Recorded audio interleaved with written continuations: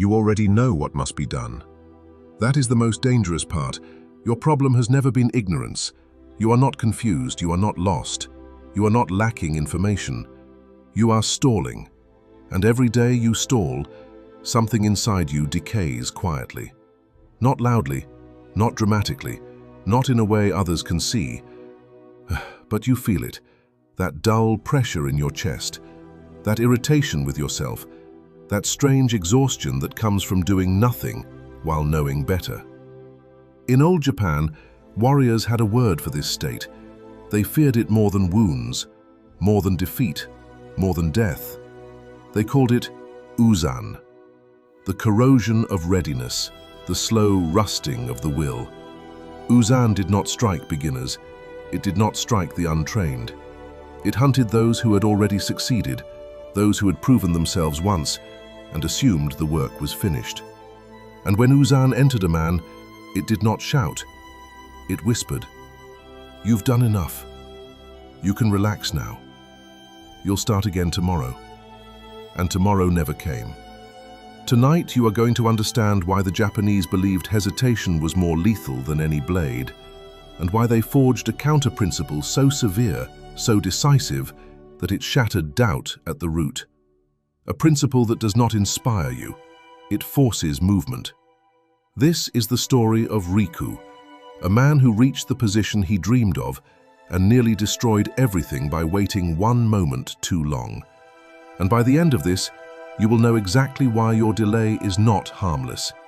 It is costing you more than you think. Chapter 1. When the Dream is Reached. Riku was 11 years old when discipline first marked him, not through kindness, not through encouragement, through observation. He watched his father every morning before sunrise, kneeling in silence, tightening the same worn belt, sharpening the same blade, never rushing, never late. No applause, no praise, just repetition. That image embedded itself into Riku's mind. He did not decide to become a warrior in a dramatic moment. He simply never considered another life. While others chased comfort, Riku chased precision. He trained in cold mornings, he trained through injuries, he trained when nobody watched. Years passed. At 16, he was accepted into a regional martial academy. At 20, he became a tactical aide. At 24, he achieved what most men never touch: status, authority, recognition. People deferred to him, sought his judgment, trusted his word. He had arrived. And that is when the decay began. Chapter 2. The First Lie of Success. Success tells a dangerous lie. It says, "You are safe now."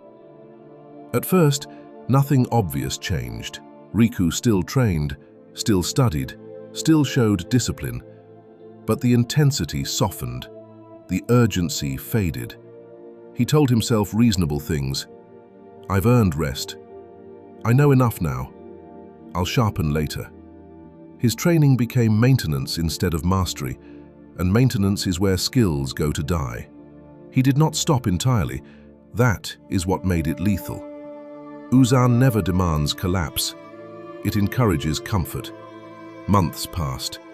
His body felt slower. His instincts dulled. His reaction time stretched just enough to matter. He ignored it, until the day it cost someone else their life.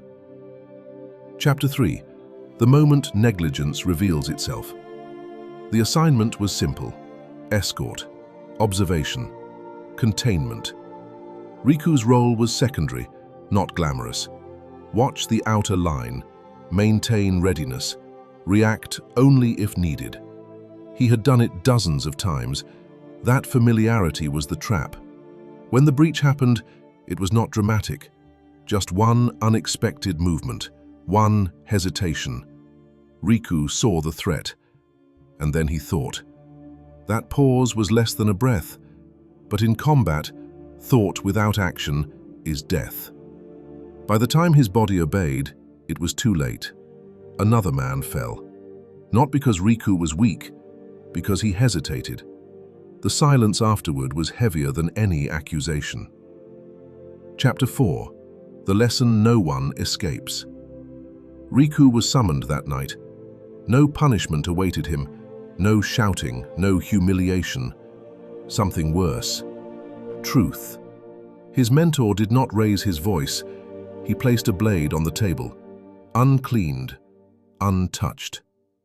"Steel," he said, "does not forgive neglect." Riku lowered his eyes. "You did not forget how to act," the mentor continued. "You allowed time between knowing and doing." He traced a line on the floor. "This gap," he said, "is where warriors die." Then he spoke the word Riku had never heard before. Ketsudan. Decision that cuts. Judgment that leaves no residue. Action without internal debate. "In battle," the mentor said, "there is no thinking self, only acting self. Hesitation is a luxury of those who expect tomorrow. Ketsudan assumes nothing." Chapter 5. The nature of Ketsudan. Ketsudan is not courage. Courage still negotiates with fear. Ketsudan eliminates negotiation entirely. It is the discipline of acting the instant awareness appears. No delay, no rehearsal, no comfort. The Japanese understood something modern minds resist. The longer thought lingers, the weaker action becomes.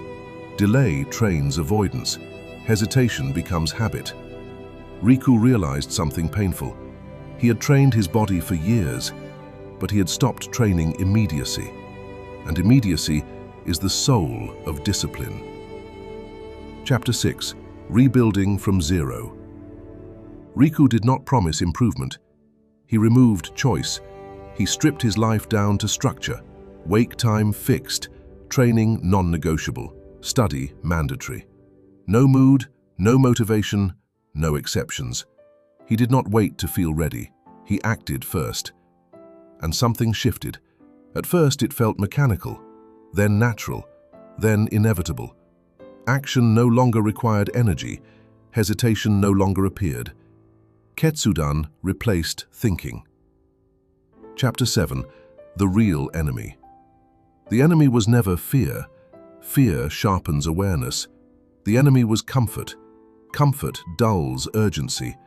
Every time you delay what you know must be done, you train Uzan. You strengthen the habit of inaction. Your brain learns one lesson: knowing does not require doing. And once that belief sets in, discipline collapses quietly. Chapter 8. The second test. Months later, Riku faced another critical moment. This time it was not combat, it was strategy. A negotiation on the edge of conflict. He saw an opening, a narrow one. Speaking meant risk, silence meant safety.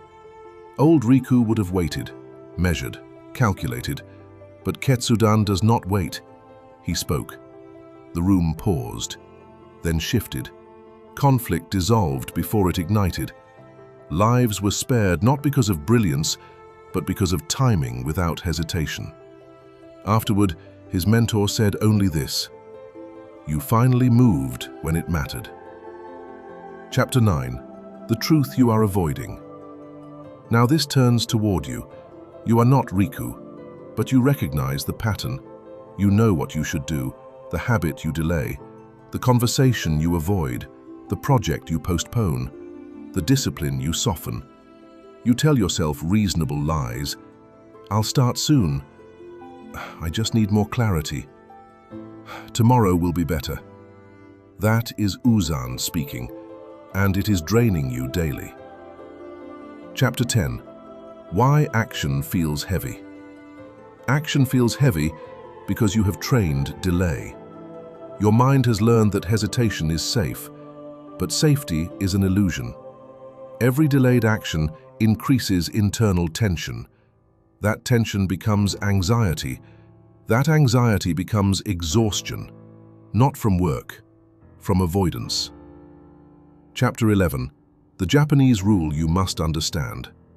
The samurai lived by a simple rule: decide once, act always. Do not decide daily, Decide structurally. Remove negotiation. When decision is permanent, action becomes automatic.